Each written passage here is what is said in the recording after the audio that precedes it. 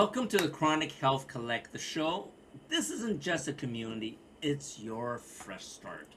We gathered the best coaches and experts to help you reclaim your energy, heal from the inside out, and of course, to live with purpose. Whether you're longing for more energy, deeper healing in your relationships, or a life that feels more aligned and fulfilling, you're not alone anymore. Hi, I'm Annie Nam, and today's star for the show is Kristy Boyd Johnson. Hi, Kristy. Hey Andy, how you doing? I'm doing amazing. I'm doing amazing. So, what are we going to learn on today's show? Well, we're going to talk about narcissism. Oh, I love And it. I love it. we're going to talk about what it looks like and what a trauma bond is as opposed to actual real love, and then what it takes to really heal those that abuse that sinks into us. So, I think that is so important because, we had conversations in the past, and, I never really knew what narcissism is. And I've been living with it through my life with my family. So, I'm going to be peeling in today to listen to your lesson. oh yeah, please ask questions if they pop up.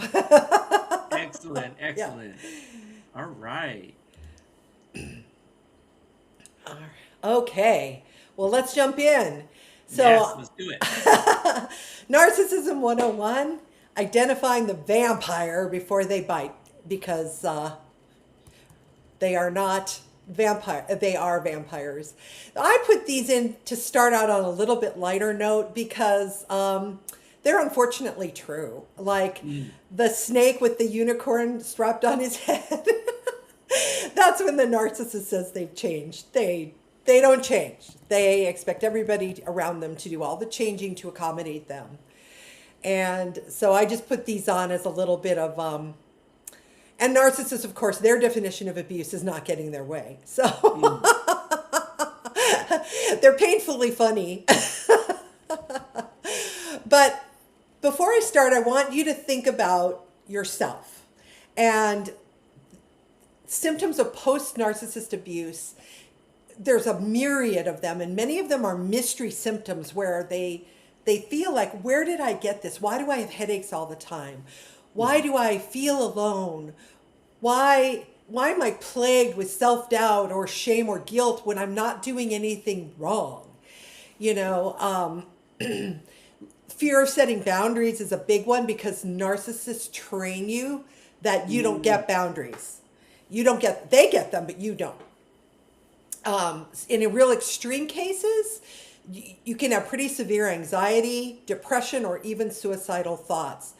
And I do want to say, I do have a slide coming up. If you are having those kinds of severe symptoms, please call 211 and get mhm. help right now. Just get off this whole thing and just go do that right now. Just get help. Don't wait because it doesn't get better by yourself.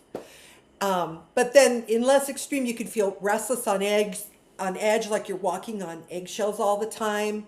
Like you're not, someone says something that sounds like they might be angry and you flinch and you react. And uh, one of the really detrimental things is leaping into a replacement relationship. That is a clear sign of trauma bonding. You know, if you don't allow yourself to heal from the first one and really do what it takes to heal, that's just replacing one narcissist with another because when I say they're vampires, they can smell you. They can see you coming a mile away and they're like, oh, I can get this one now. Correct, correct. That's almost like the rebounds, right? When people are always saying that you're doing on the rebound for, you're finding another person that is exactly the same as before without even realize you're doing it, right? Exactly. It's not a good idea. We all do it, but if you know it's a rebound, I'm going to be talking about my brother a lot because I have to tell you, uh, he's had three major narcissist relationships. The first one he did not marry, but he had a kid with her.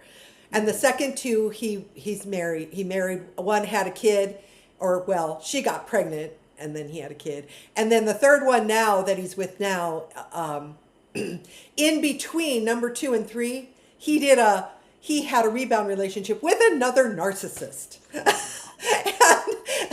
it was just, it's like, dude.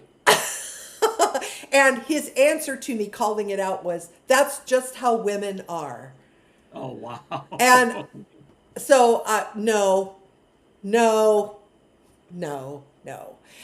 But anyway, those are some of the things. So if you're feeling mystery symptoms and wondering, like, what's going on, and you've been in an abusive relationship, this is probably what's going on with you, and it probably means you've got some healing to do on the subject.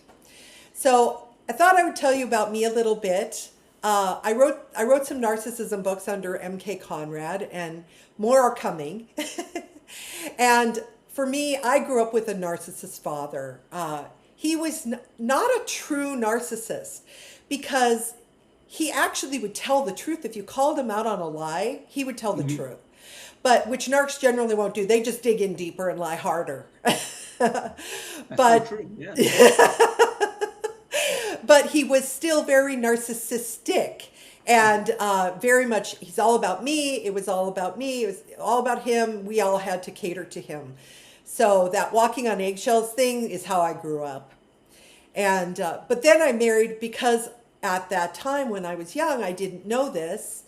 The man who found me when I was, 23 or 24 years old, he was a vicious narc, and I think a psychopath as well, because things he did things that are illegal, like stealing from his employer and getting credit cards under fake social security numbers, and more. And so he was, and he didn't care. So anyway, I finally got out of that and spent way too many years trying to figure out what happened, and I couldn't put the pieces together because I didn't know what narcissism was, and I didn't know the patterns, and I didn't know the tactics they used. So many years later, I found someone who wanted to talk openly about it. They're two friends who both have narcissistic mothers, and when we started talking, things clicked. It was like, oh, that's it. And so the first thing that happened in me was that I started to gain the understanding through shared experiences. And then I started connecting all these weird things. Like, I would get upset and I would go, well, my life sucks because the rug always gets pulled out from under me no matter what I do. And then I realized that was how I was brought up with my dad. The rug was always pulled out. It didn't matter what I did. He sabotaged me. And so those are the kinds of things you have to purge and heal, because otherwise you'll unconsciously sabotage your life as you go forward. So, but talking about it and connecting with other people who got it was the quantum leap. That was when real healing started and real change started. And I'm telling you, that was many years. And why should we have to do that for many years? Right. Why should we live with that kind of pain for many years? So again, go ahead. I was going to think, from that thought, do you think people get trapped in those many years because they think it's, they're the only one in the world experiencing this?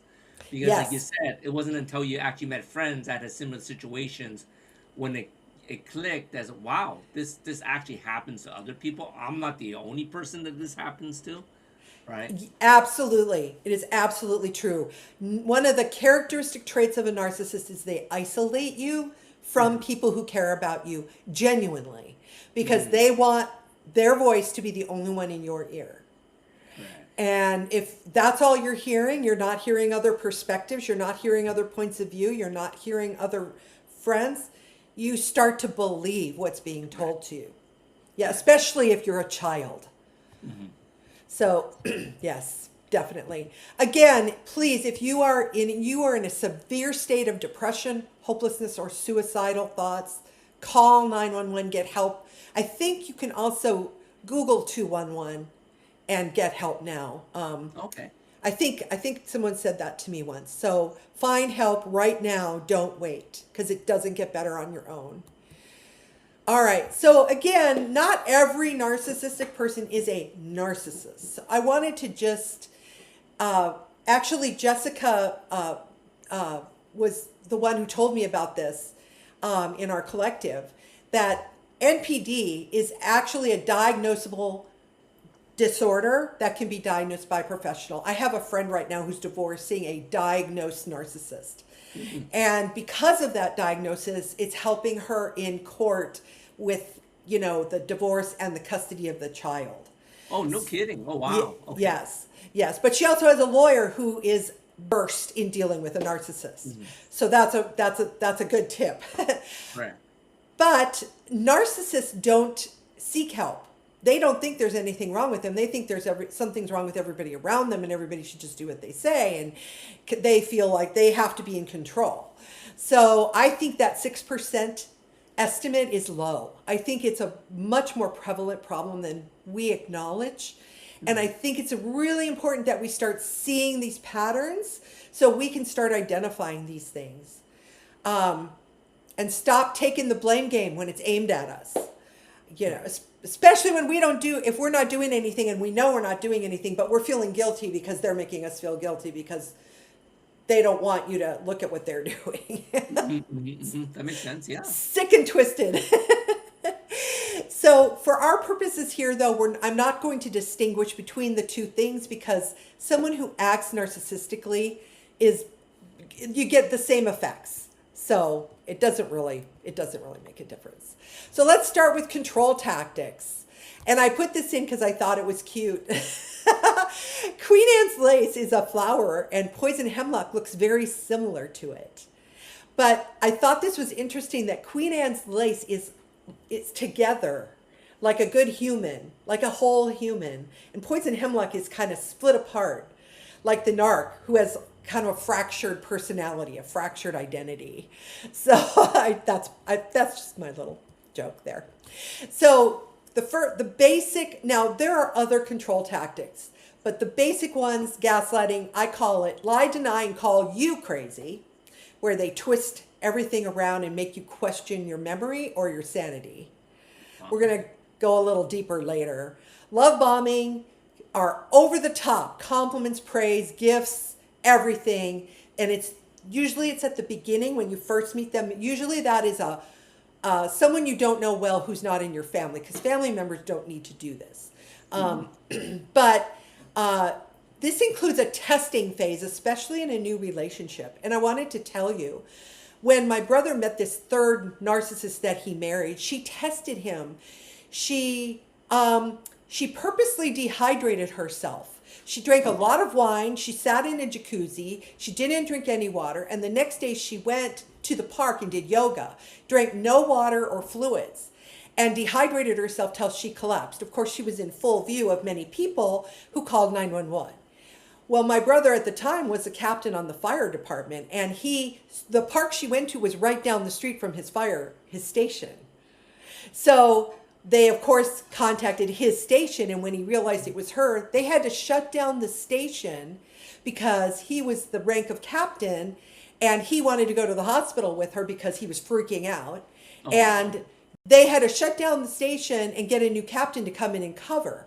So what a test, right? She did not care that station was shut down and real problems. And then she miraculously got better when they rehydrated her. What a shock. And he still thinks that that's a real thing, that she has a mystery disease. That was a big test for her to see if she could control him.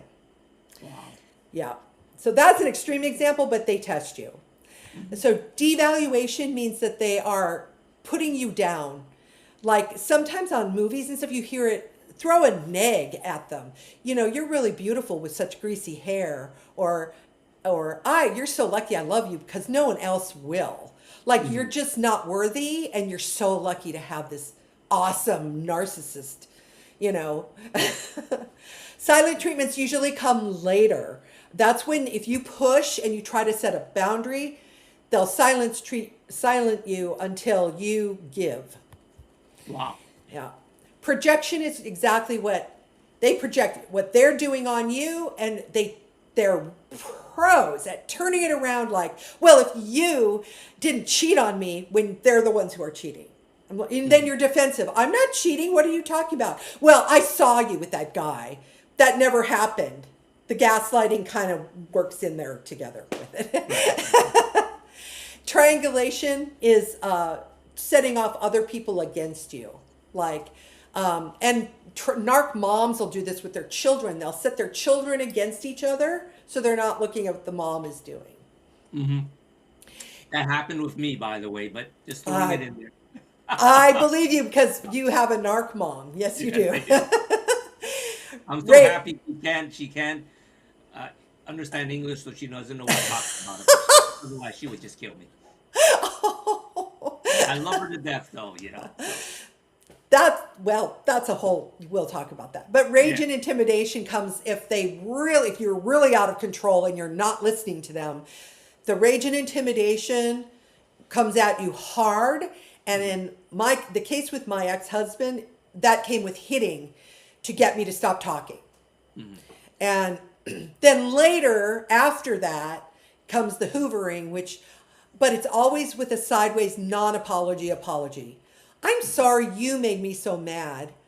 You know, I'm so sorry I hate you, but you have to stop making me so mad. You have to stop saying things like that. So it's really all about you and how you're supposed to behave. And of course, everything is a double standard. Nothing applies to them, it all applies to you. Wow. And then one of the biggest ones is calling you a narcissist. You're such a narcissist. You know, you're so selfish. How could you ask me to stop, seeing my friend who she's cheating on you with? So you're probably cheating because you're accusing me of cheating. So they gaslight you to death, and you're sitting there going, "Wait, what just happened?" And you're so crazy, you feel crazy. It's like I used to say, they will tell you the sky. Oh, look at that beautiful blue sky, you'll say, and they'll go, "What are you talking about? That sky's not blue, it's orange. What's wrong with you? You must be crazy. Everybody can see that that's orange." Until you're like, "Wait, is that orange?" That is crazy. I love how we're gonna stop right here on and with some with some commercial, with a little break. But I love how you ended. They're calling you a narcissist when they are the narcissist. So right. I'm looking forward to see what else you're gonna share after this quick break. Okay.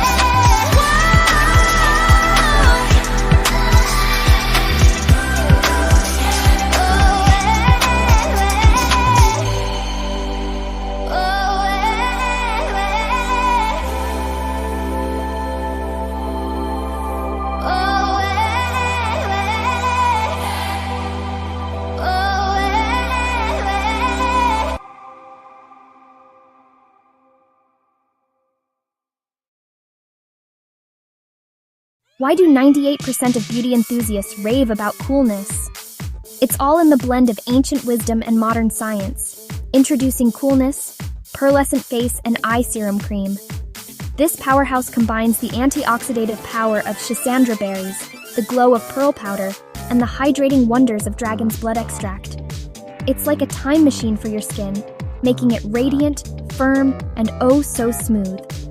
Inspired by ancient Chinese traditions and backed by modern nutritional science, this serum cream is perfect for dry, mature, and aging skin.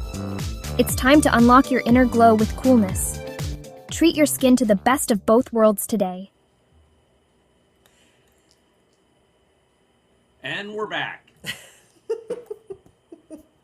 And we're back. Okay, well, let's just keep going. Is that okay? Yes. Okay. I wanted to tell everybody, if you want to see a great example of narcissism, watch Bates Motel. It's on Prime. If you ever wondered how Norman became Norman Bates, look at his mother. I have to give the writers and the actors credit because she is the epitome of a narcissist. Every time Norman tries to pull away, she does exactly what we're talking about. She plays the victim. Oh, I love you so much. Nobody loves you like I do. And if he still calls her out, she flips into rage and screams until she gets her way. It goes on and on, but it's a great example of how she undermines. Oh my God. It's a really good show, and it's really well done. So, but if you can watch it from the perspective of looking at what a narc she is, it's pretty amazing. So I wanted to tell you just briefly, my friends, they each have, they're married and they each have a narc mom. And it's been really interesting to see how the narc mom affected the boy, well, the man, he's a man now, and the narc mom affected the girl, the wife. And then me, I had a narc dad. So us talking about our narc parent and what we've had to do to learn to, now my dad's passed away, their moms are still alive. They've both chosen to go completely no contact with their moms. Wow. And they both stay in contact with their dads and their siblings. But they because of the abuse that the mom pulls and the boy, I don't want to say their names. He's a man now. I think of him as a boy. He's much younger than I am. He is so funny because he can predict. He will say, okay, I'm going to do this. And now she's going to do this, and this. And then she does it. That's the benefit of understanding narcissism is you can predict them. They get really predictable. Mm-hmm. So you can, here comes the rage. Oh, look, now you stopped raging because you're going to play the victim instead. Oh, it gets kind of easy. So, so let's talk about if it's love or a trauma bond, because there's a lot of confusion about that. And the roots of narc abuse goes very deep. So I made this little picture for my friend Miss M, who she was married to a narcissist for many years, I think 25 years. And when she was originally dating him, she was the mistress that he was cheating on his wife with. And Wow. and then they got married. And over all those years, in spite of all the abuse she suffered, which she never talked about, she believed that she was the true love of his life. But then she got to the point where she couldn't take his cheating anymore. Served him with divorce papers. And after they went through this long drawn out divorce, she started trying to date, but she kept dreaming about him. And she actually said the words to me, if it wasn't for this one tiny flaw, he'd be perfect. Mm-hmm. And my head almost exploded because being a narcissist is not a tiny flaw. Mm-hmm. It is a serious character defect. It's a mental disorder. It's not a tiny flaw, Wanting to go out playing poker with your buddies on Saturday night might be a tiny flaw. Right. Narcissism isn't. And then before their divorce was final, he married the skanky girl that he was having the affair with behind her back that caused her to divorce him. He married her before their divorce was final. Wow. So I'm like, oh, come on. This is the kind of things they do because the rules don't apply to them, you see. Mm-hmm. So I wanted to play a game. But first we're going to talk about some of the differences between love and trauma bond. There's more, but these are some basic ones. Love is built over time with trust and openness. When you are building a relationship, especially, with anybody, but kind of thinking in terms of romantic relationships, possible being married, Trust and openness grows. It doesn't happen on the first date. So a red flag of a trauma bond is fast attachment after sharing shared pain or trauma. So I made a game. Andy, will you play with me? Sure. Okay. Now my slides, I think my slides are okay. We're going to play real or red flag, okay? But I think my slides aren't working right, so it's going to show everything, but yeah. So it wasn't supposed to show the answer, but we'll just go past it. Okay. So if you're on a first date with a new person and he or she tells you a story about a painful past and how scared they are to jump in again, you are sympathizing and they're so relieved. You understand my pain.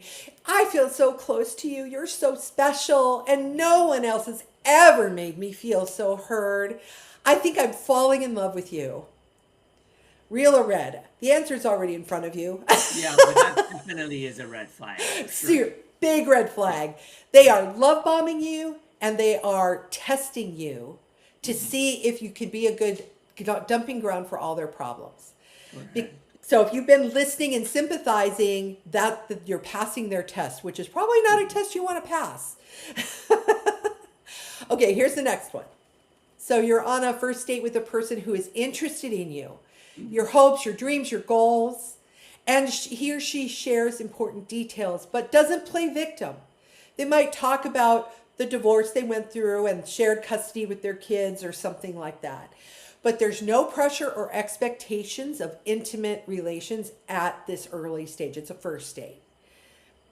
Real or red? Oh, that one's definitely real. Yes, give and take, sharing, not rushing, sharing, not pressuring, and neither person is dominating. So those are red flags to watch out for if you're in the dating scene. Yeah. And by the way, I'm looking at you. I'm not looking at the screen, so I can't see the answer, just so you know. Oh, okay. Okay, good. Okay. So the next difference between love and trauma bond is love is built on mutual respect and trust. Mutual being the key word here. It goes both ways. It doesn't all go from you to the narcissist with nothing back. Yes. A trauma bond, however, cycles of pain and reconciliation. They cause you a lot of pain. You're in tears. And then you get a fake apology. I'm sorry you feel that way. And then you're so exhausted that you just kind of, you promise you won't do it again. And then they lie and say, I won't do it again, which is a lie. And then you feel better for about a minute. And it starts again. Okay, so real or red? Okay. You and your spouse disagree about whether the wife should stay home and raise the kids or pursue her career. You sit down together and make a plan that makes both spouses feel comfortable and heard. Real or red? Real. Yes. Yes. Because this is a give and take conversation. You're sharing and listening to each other and seeing the other point of view. And neither person is dominating the other one. Yes. Good. Andy, you're doing great. Okay, one more. You and your spouse disagree about whether the wife should stay home and raise the kids or pursue her career. The husband is concerned about the best interests of the children. The wife refuses to consider any possibilities and screams at the husband that she never wanted kids anyway, and it was his problem to figure out. Real or red? Oh, definitely a narcissistic wife there, right? Oh, definitely. Only interested in herself, her life, and no one else, including her children. This is a true lack of empathy. And if anyone out there is in a relationship like this, it does not get better. And to be honest, I know a few friends that have a relationship like that, and they don't realize it. It's Right. so scary. Because they're trauma bonded. And it's a trauma. The trauma bond feels like a powerful connection, but it's an illusion. It's based on an abuse victim cycle, and it repeats, and it's especially bad if you were raised in a narcissistic household because it feels familiar. But the only way to break the cycle is you have to break it for yourself. You have to go, wait a minute. I don't like this. I don't like living in pain. Right. It's not fun. I'm not happy. And that's hard. I went through that. It's hard. Mm-hmm. All right. Let's look at one more of the lover trauma bond. Love is stability and consistency over time. You know you can talk to the person. You talk things over. Even if you disagree, you work things out together. Mm-hmm. It's a shared bonding thing. And if something is really important to one, maybe you compromise to give someone something they really like, but it's not always one way.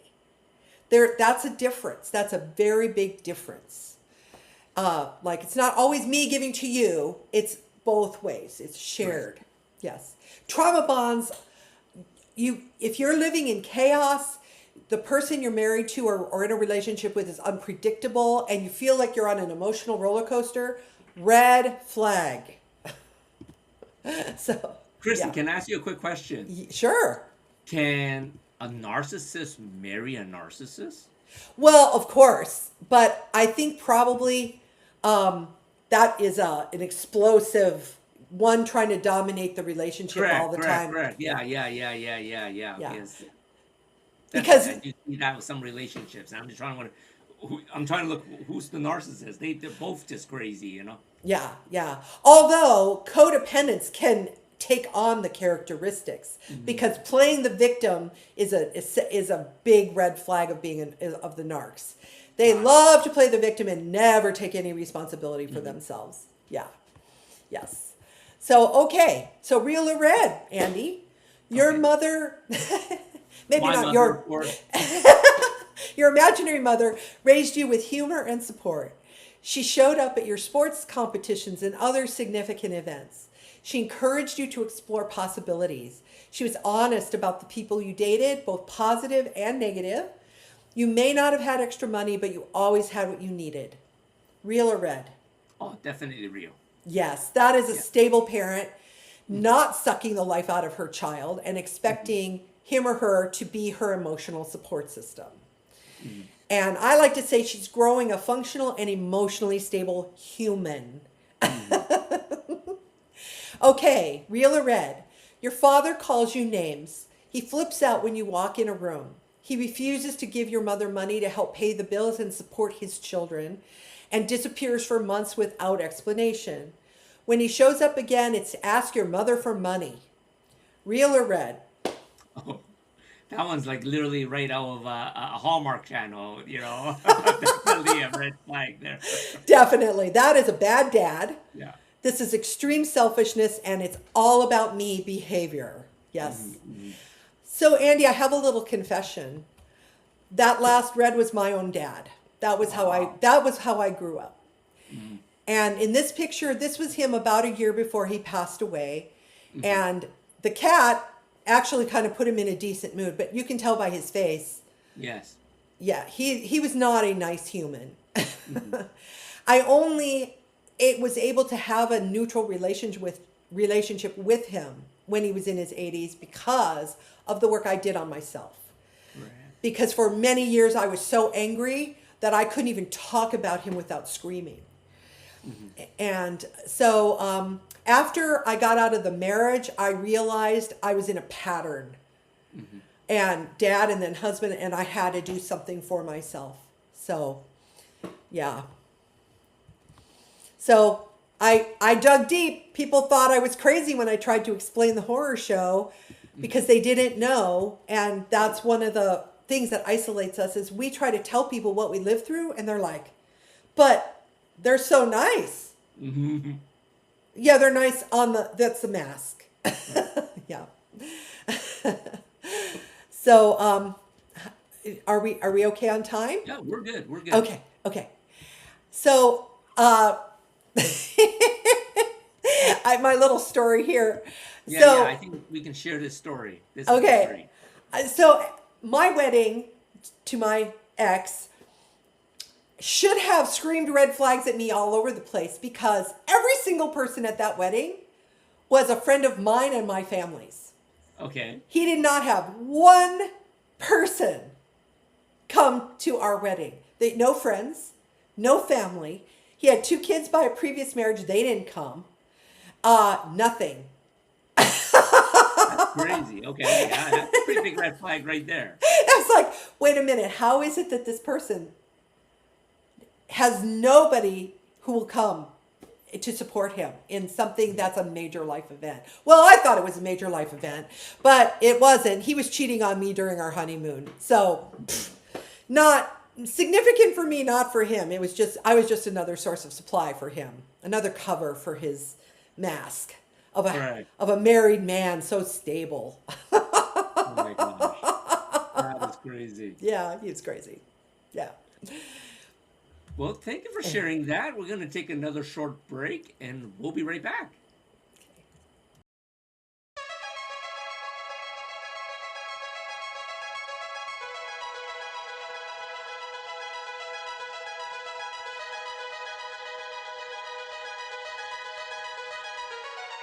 You're already powering up with X39. Now power on with Celergize Morning. It's the science of synergy. Daily nutritional support combined with cutting-edge technology to boost cellular wellness and overall well-being. Our science-backed ingredient profile pairs perfectly with your favorite LifeWave patches to optimize energy, focus, recovery, and so much more. Energize your day with nourishing ingredients designed to support the health and vitality of stem cells in your body.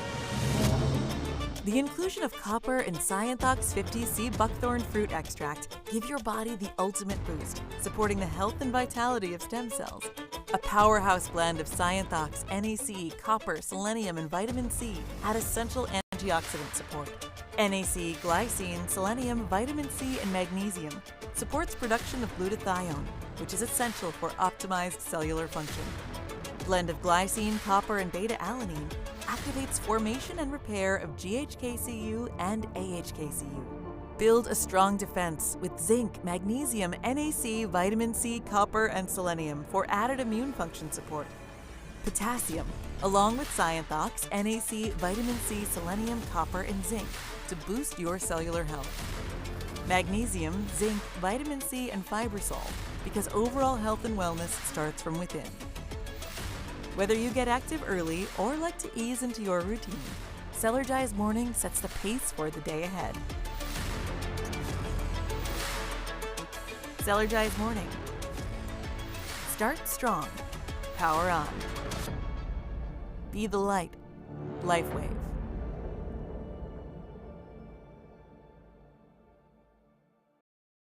Is your skin aging, dry, tired, and dull?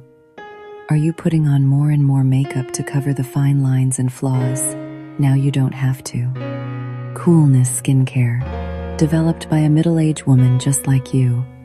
2 years in formulating, pearlescent face and eye serum cream with Schisandra berries and dragon's blood extract for your face, eye, and neck. And the vegan version, Deep Love Face Cream, featuring powerful blue tansy. This face cream is everything you are looking for. Feel your beauty. Visit coolness.com or scan the QR code for more information.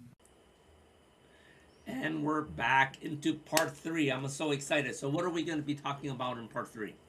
We're going to talk about really healing these things. Whether you're still in some kind of relationship, which narcs are everywhere. I mean, they could be in your family. You could be married to them. They could be coworkers. Coworkers are a little easier and a little more challenging at the same time, because if you can't leave that job for some reason, or you have to work with that person, you have to learn how to deal with them. And the absolute best method with a coworker, because you don't really have a personal relationship, is just to do what they say called gray rocking, which is be completely neutral all the time. So if it's like they rush at you with this big emergency, you'll say, you have to do something neutral, like, thank you, I will take a look, and then walk away. and just be very neutral. You can't get upset or play into their little emotional drama. I had a coworker years ago. I didn't know she was a narc, but what she would do is she'd come in, "Hi, Chris. Do you have plans this weekend?" And I made the mistake of once saying no. And then "Oh, could you take my shift for me tomorrow?" Blah, blah, blah, blah. And I was trapped. And so after that, I always had plans. Because the first time I said no, "Oh, sorry, my family's coming to town," she didn't even let me finish a sentence, and she walked away and went to find someone else. So, yeah, it's like, yeah, no, I'm not going to play your game. You just can't play their game on their terms.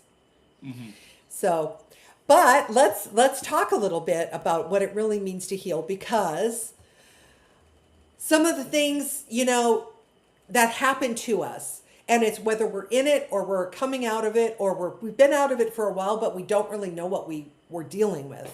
You could feel trapped. I personally, for me, guilt is a big one. And for my mom, guilt is a big one, from what my dad did to her, because my dad was her husband. So there's a lot of guilt that he inflicted on her. And parents too, the guilt. So you can feel overwhelmed. It can feel like even a simple thing is really hard to do. You can be feeling exhausted because narcs like to, you become their dumping ground. And then we, because we're kind, empathetic humans, we try to make it better. Well, when we're taking on everybody else's garbage, you become a landfill. And we can't function that way, and it isn't our responsibility to do that. And that is a big deal to be empathetic without taking it on. And you have to get your nervous system. We talk so much about our nervous systems now, but I mean, I spent years on edge because every time I heard the door open, I was like, "Oh my God, did he just walk in the door?" Even though I changed the locks, and you can second guess yourself, be unsure about how to move forward in your own life. It's like, you got trained, that's a red flag. You got trained that you could only do what that person wanted you to do, and you didn't have the right to make your own choices. So you might have experienced that with your mom, because narc parents can do that to you. Yeah, definitely. And you can feel like you're say walking on eggshells, or a room filled with landmines, like, wait, is he in a good mood today or a bad mood today? How do I react? Should I just put dinner on the table and be silent, or should I remove myself from the situation, or what? You don't know what to do. It's terrible. It makes you small. It makes you feel insignificant. And it makes you feel like you're not worthy of anything better. And that is just not true. It's just not. So anyone who has survived any kind of a relationship with a narc, we say, how could I have let myself be so manipulated?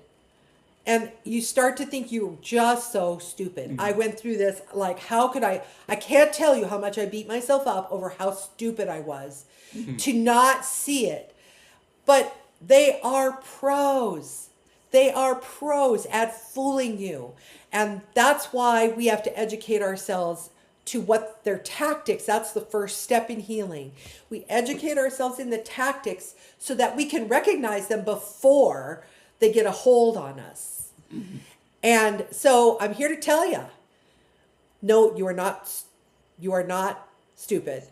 You are not crazy, and you are not defective, because you were abused. And so we need to remember, narcs are vampires, and they feed off your energy, your compassion, your finances, your life. Everything about you is all about serving them. And it's a very hard thing for empathetic people to wrap their heads around. That narc, no matter what they said to you, it was a lie. "I love you more than anyone in the world could ever love you," is a lie. They don't love you. They only want you to be their little blood bank. And, because that just isn't true. Right. Your friends love you, your family loves you, you have people who love you. And yes, it may be varying degrees because it's normal to have varying degrees of it, but that doesn't mean that they're the only ones who love you. So, yeah.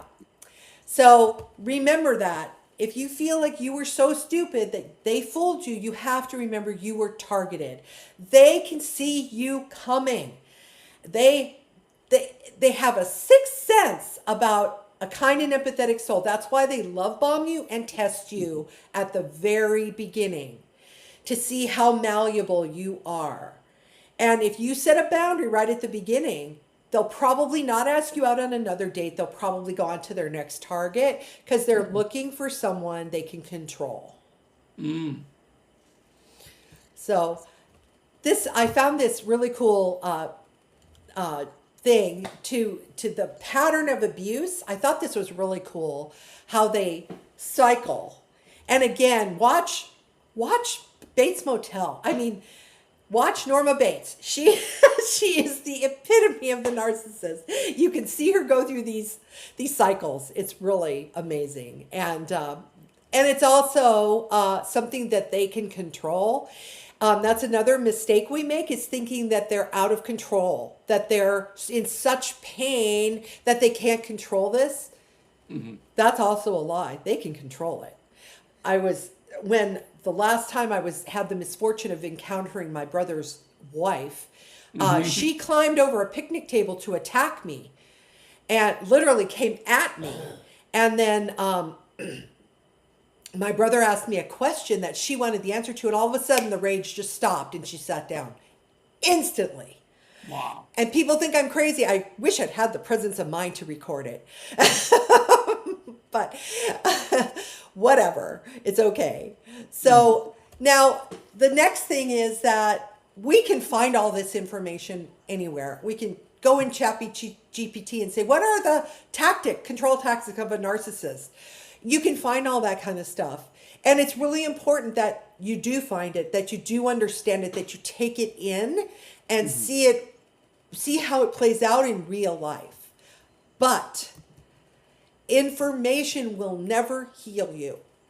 Information is mental, and healing takes place in the heart and in the soul.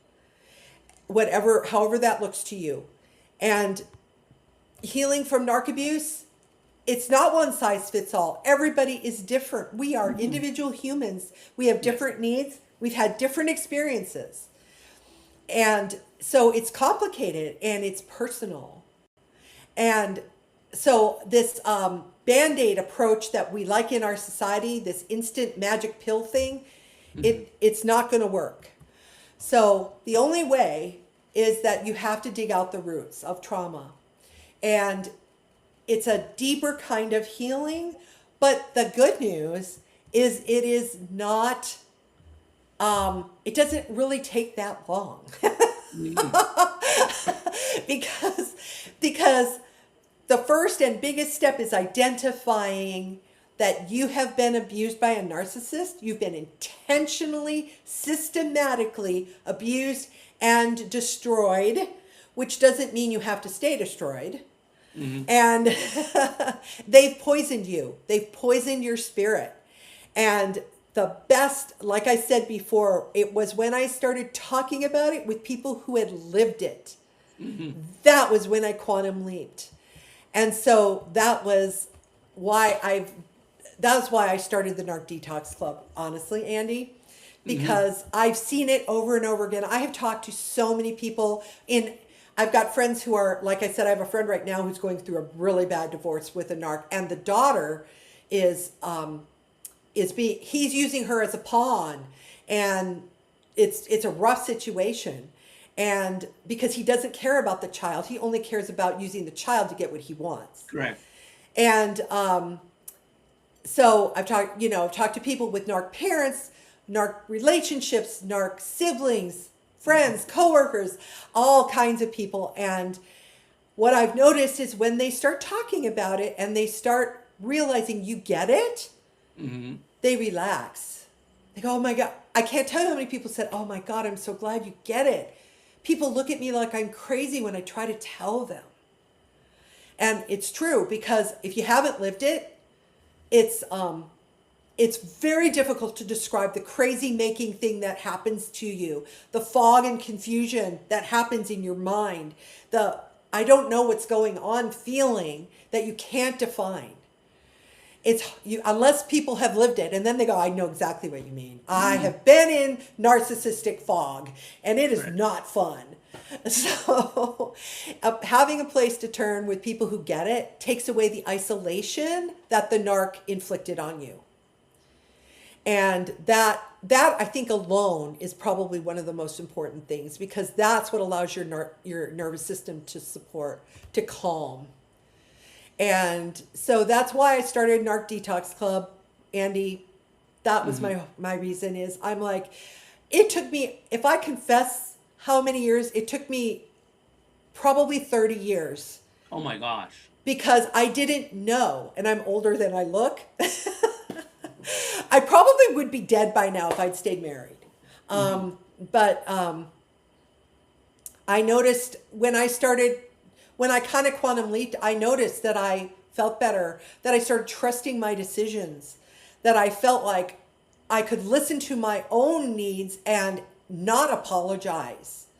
Like, I need this, and I need to take a day off work, and I'm not going to apologize for that, because I'm in need of a day off. And whatever it is, or I have an intuition that I shouldn't take this job because it feels like I just turned down a job, as a matter of fact, because it felt like a big problem. It was an editing job, 40 books in 2 months. I'm like, that's not humanly possible. And the fact that the guy thinks it is a screaming red flag. And then when you finally start giving yourself permission to be who you are, you start to thrive. I love that. Yes. And that is what, I kind of already told you about my brother and the repeating pattern. Yeah. The difference between my brother and I is that he never dealt with the abuse from our childhood, and he keeps trauma bonding with narcissists. And then he blames me when I call it out. So I have realized I have to be pretty much no contact with him. The sad things is that because I take care of my mom, he has gone he refuses to talk to my mom. He won't even call her on her birthday. And I just think that is a sick and twisted thing, because the narcissist he's married to has convinced him that my mom was the abuser. Wow. And you know my mom, she is not an abuser. Exactly. So yeah, that's why we are here. And honestly, I found this and I loved it so much, because I don't think there's anything better than having people in your life who make you feel emotionally safe. And Andy, you and Minna are that for me, and I think I am that for you. Thank you so much. Yeah, because we know each other pretty well. Yes. After all these years. And so, that's why I decided. So now everybody knows why I decided to start the Narc Detox Club. It is open for enrollment. It's tons of fun stuff, easy to get through. Lots of support from experts will be in there, and then also from me. And we're building a community of people who get it, so we can support each other in our healing and take that quantum leap. I love that. I love your mission for the Narc Detox Club. And, I love for all our viewers, they may not realize they're in a narcissistic relationship, to at least, reach out to you. What's the best way to reach out to you? Oh, honestly, you can just go to narcdetoxclub.com. I think there's a contact me on there, or I have narcdetoxclub@gmail.com as well. It's for my personal email. You can email me there, and or just go on and check it out. Everything is good to go. That's awesome. Well, Thank you so much, Kristy, for today's lesson. Thank If you. today's episode spoke to you, don't go it alone. Book your free consult with Kristy or one of our other expert coaches at chronichealthcollective.com for personalized support. And of course, subscribe to our monthly magazine where our 11 coaches, our amazing coaches, help you elevate your health, mindset, and relationships. Catch us live every Tuesday at 7 p.m. CST or watch past episodes on E360 TV or youtube.com at Chronic Health Collective. Thanks for tuning in, and your transformation starts now. See you all next week.